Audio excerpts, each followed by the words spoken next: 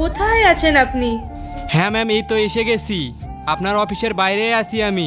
এই তো। আরে পায়েল এখানে? রোহন, গাড়ি চলে এসেছে। দেখি ফোনটা আমাকে দাও তো। হ্যাঁ এই নাম্বারই তো, নাম্বার তো ঠিকই আছে। আচ্ছা ঠিক আছে চলো। আরে এইটা তো পায়েল। স্যার প্লিজ একটু ওটিপিটা বলুন। আচ্ছা ঠিক আছে পায়েল, ওটিপিটা বলো তো। 3285। ঠিক আছে ম্যাডাম, অনেক ধন্যবাদ।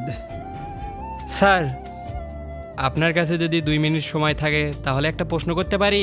হ্যাঁ সমস্যা নেই, বলো।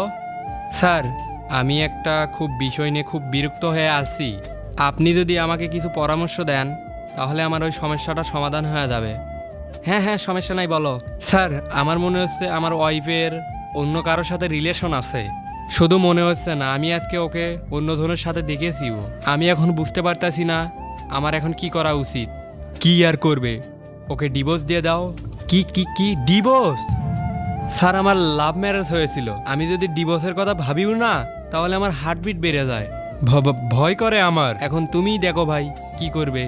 তবে আমার মনে হয় তোমাদের আলাদা হওয়া উচিত, কারণ লাভ ম্যারেজের পরেও যে মেয়ে এরকম করতে পারে তাকে আর যাই হোক ভালোবাসা বলে না। এরপর কি হলো সেইটা দেখার আগে এই দুইটা ছবির ভিতর থেকে যে কোনো একটা ছবিকে ভালোবেসে থাকলে ভিডিওতে লাইক করে চ্যানেলটি সাবস্ক্রাইব করে দাও। আর যদি না করো তাহলে আমি বুঝবো তোমরা ছবি দুইটাকে ভালোবাসো না। আর কমেন্টে লিখে দাও আমিন। স্যার আমি যদি ওকে ছেড়ে দেই বা ডিভোর্সও দিয়ে দেই তাহলে ওই তো ওই ছেলেটাকে চিট করছে না, যার সাথে ও এখন আছে। আমার মনে হয় না ও ওই ছেলেটা জানে যে ও বিবাহিত। তো তোমার ওকে বলা উচিত। আমি যদি ওই ছেলেটাকে সবকিছু বলে দেই না তাহলে তো ওর কোনো থাকার জায়গা থাকবে না। নেক্সট পার্ট চাইলে কমেন্ট করো।